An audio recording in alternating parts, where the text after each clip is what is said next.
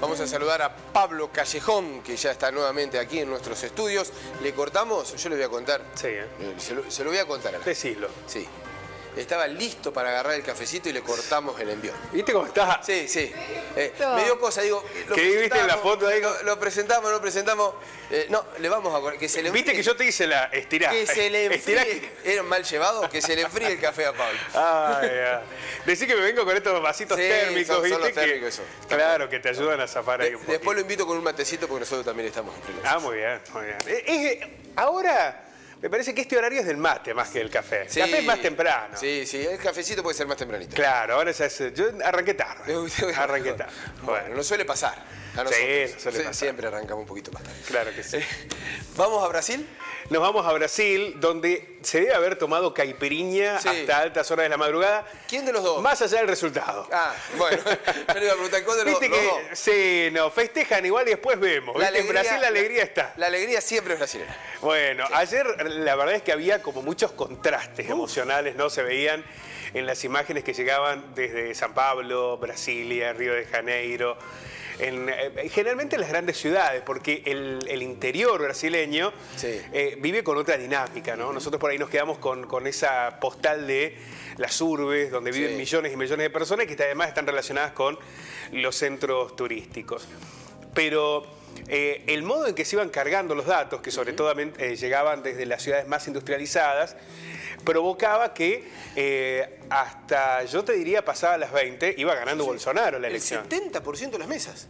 Lo dio vuelta a Lula ahí en el 70%, cerca del 70%. Bueno, porque empezaron a llegar los votos del interior, donde Lula es más fuerte y allí empezó a generarse de a poco un acercamiento de Lula hasta que finalmente se pone arriba y termina ganando por más de 5 puntos. Sí. Y aquí uno podría hacer múltiples análisis y todos serían válidos inicialmente. Sí. Yo tengo una. Primero, Pablo, el tema de las encuestas, ¿no? No solamente es en Argentina. Bueno, pero las encuestas también tienen acá un matiz interesante, porque primero hay que decir que Lula hizo una enorme elección. Estamos hablando de una persona que hace 4 años estaba detenido por un hecho que no cometió, pero que lo acompañó en todo ese proceso, ¿no? Porque hay que decir, la Corte Suprema, ¿qué dijo? Hubo un lawfare. La Corte Suprema de Brasil dijo que hubo una manipulación de pruebas, ¿no? Y que el Lula quedaba libre de culpa y cargo. Pero hay un concepto que ya te acompaña. Sí, la condena social, la tan famosa condena social, ¿no? Entonces, hace 4 años Lula estaba detenido, preso y con todo ese escenario. Que haya sacado casi el 50% de los votos es una elección enorme de Lula. Y acá las encuestas acertaron. Lula alcanzó el 48% de los votos, que era lo que decían. Lo que le faltó es el voto de Bolsonaro. Bueno, las encuestas fallan en el voto de Bolsonaro, ¿no? Y aquí aparece un debate, no conocemos metodológicamente cómo las hicieron, ¿no? Porque hay una discusión si se hacen por teléfono, si no, si hay una cuestión presencial. Daría la impresión, en una lectura política, insisto, no metodológica, que con el correr de los días la gente advirtió que votar a terceros candidatos era un voto que no tenía peso, ¿no? Y ese voto se terminó trasladando, porque era un voto más de derecha, que quizás no estaba tan conforme con Bolsonaro, al propio Bolsonaro. Esa puede ser una de las lecturas. El voto útil. El voto útil. La otra es el voto vergonzante, que es el que, por ejemplo, acompañó mucho tiempo a Menem. Claro. El decir, votabas a Menem, pero no decías que votabas a Menem. Voto vergoña. Claro, que ahí aparecía como una alternativa en el análisis, porque en realidad hubo un acierto sobre los votos que obtuvo Lula, no sobre la diferencia que decían que iba a tener sobre Bolsonaro. Es mucho más transparente el votante de Lula. Claro, exactamente. El votante de Lula milita ese voto. El de Bolsonaro es otra historia. Ahora, también es cierto que algunos analistas políticos en el último tiempo decían que en la calle, lo dijo el propio canciller argentino allí, el embajador argentino en Brasil, Daniel Scioli, que en la calle no se advertía eso que decían las encuestas. En la calle la sensación que había es que existía una mayor paridad, que el voto hacia Bolsonaro se hacía ver, más allá de lo que señalaban los sondeos hasta ese momento. Y la otra cuestión es que los analistas políticos y económicos decían, es raro que Bolsonaro pierda, por tanto, cuando la economía viene creciendo en Brasil, ¿no? Había un crecimiento con mucha desigualdad. Los sectores más empobrecidos de Brasil venían perdiendo. Pero y con mucho. una deflación, ¿te acordás de lo que se vendió la deflación? Efectivamente, pero había una caída de la inflación, había una recuperación en algunos sectores del empleo y Brasil crecía económicamente. Crecía de manera desigual. Por eso es que Lula obtuvo el 48% de los votos. Lo que pasa es que pero hay sectores beneficiados con el esto. establishment económico de Brasil está apoyando a Bolsonaro muy fuerte. Bueno, acá tenemos la primera lectura y es interesante eso porque plantea por qué Bolsonaro gana en San Pablo y en Río de Janeiro, las dos grandes urbes brasileñas. ¿Sí? Bueno, precisamente por eso, porque el poder económico se vio beneficiado en el último tiempo, y Brasilia, se vio muy beneficiado con las políticas de Bolsonaro.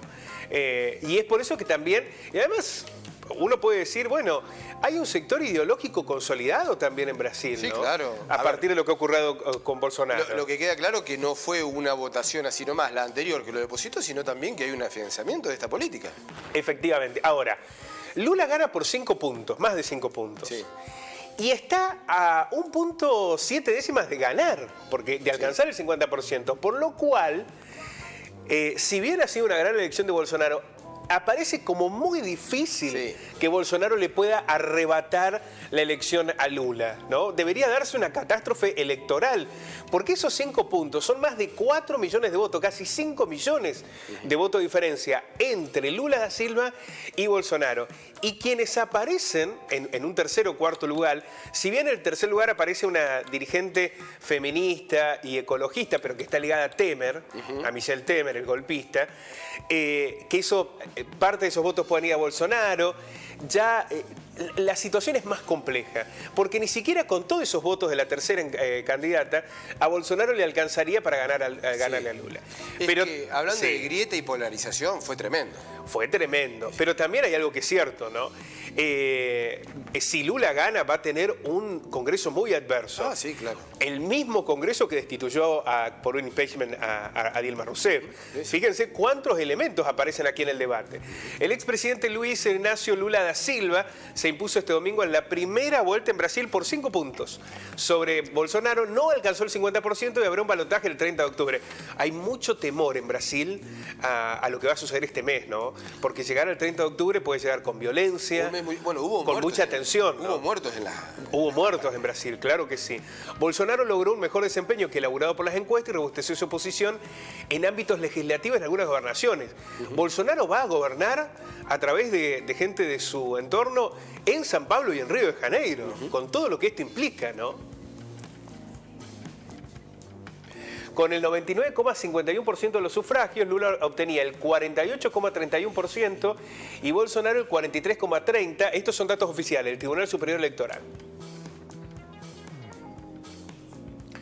El bolsonarismo sorprendió a los prestigiosos estudios demoscópicos de Datafolha e IPEC que preveían una victoria de Lula por hasta 14 puntos de ventaja y quizás sin balotaje.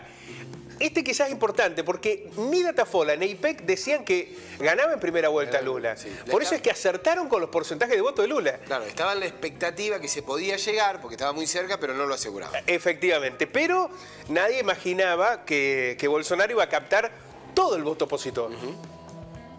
En realidad todo el voto opositor a Lula, porque Bolsonaro es el oficialismo. Claro,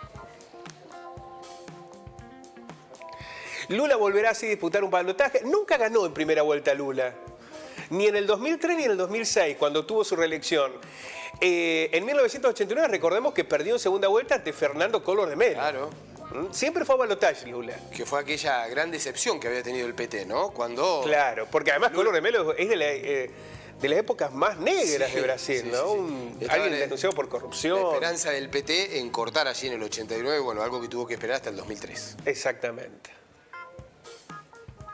El único político brasileño que logró ganar la primera vuelta fue Enrique Cardoso, quien lo hizo en 1994 y en 1998. Recordemos que aquí en la Argentina ganó Menem, ¿no? Eran dos políticos más ligados con el neoliberalismo, aunque Cardoso es muy considerado en Brasil, incluso por sectores del PT, ¿no? Tiene una referencia distinta, por ejemplo, a la que dejó Menem en la Argentina. Bolsonaro logró una victoria en el estado de San Pablo, que es el de mayor desarrollo y poblado del país, ya que su candidato y exministro de Infraestructura, y acá fue un gran batacazo, Tarcisio de Freitas, venció a quien aparecía favorito en las encuestas, que fue el candidato a presidente del PT, recuerden ustedes, cuando gana Bolsonaro, que era Fernando Haddad. Las encuestas decían que Haddad iba a ganar en la elección en San Pablo. Y en todo caso, era una elección reñida, pero nadie imaginaba que Haddad podía perder de la manera que lo hizo con Freitas. Perdió por 7 puntos con el candidato bolsonarista. Y esta fue una de las razones también por las que Bolsonaro logró acercarse tanto a Lula. Otra gran victoria del bolsonarismo fue la reelección en Río de Janeiro de Claudio Castro por 58 a 27. Pensemos que Castro había sido, pero muy cuestionado por la inseguridad, por los hechos de violencia, había militares en las playas, entonces se decía que lo de Castro, y miren ustedes, duplicó a Marcelo Freixo en Río de Janeiro. Y parece mentira, ¿no? Pero en el medio de esta campaña política también estuvo lo sanitario, estuvo la pandemia. Y la posición de Bolsonaro fue radicalizada. Absolutamente. Y sin embargo, se sostiene. Claudio Castro es considerado por muchos la nueva figura de la derecha brasileña y el nombre, que en el caso de que pierda Bolsonaro, aparece como la bandera de la derecha para lo que viene en Brasil, ¿no? El actual gobernador de Río de Janeiro. Felicito a mi querido Lula oficial, Lula da Silva, por su triunfo en primera vuelta. Esto aparece porque es en Twitter. Y hago llegar mi más sincero respeto al pueblo de Brasil por su profunda expresión democrática. Fue lo que tuiteó el presidente Alberto Fernández tras la elección. Se viene un mes de mucha tensión, seguramente de mucha movilización, de discursos fuertes, de un debate profundo en Brasil para saber quién finalmente será el presidente. Todo parecería indicar que Lula da Silva se acerca y que prácticamente está ahí, ¿no?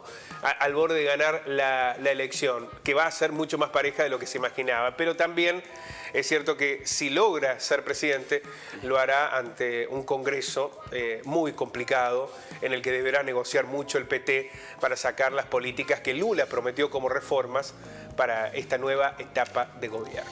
Bien, Pablo, muchísimas gracias. Le tengo que decir que la gerencia del canal está buscando alguna sede para la segunda vuelta. Puede elegir usted Río, San Pablo. Bueno, ¿está mal hacerlo desde Bucios? No hay muchos votantes. No hay muchos votantes, pero bueno. Es una mesa como la de Necochea. Pero es una mesa como la de... Claro, mesa es la mesa de Necochea. Mesa testigo la de Bucios. Bueno, claro, Puerto Gallina. Ustedes definan. Son lugares electorales muy fuertes. Me gustan esos lugares como para... Son lugares electorales muy fuertes, Pablo. Vayamos al interior. Sí, a ver el voto del interior de Brasil. Gracias, Pablo. A ustedes.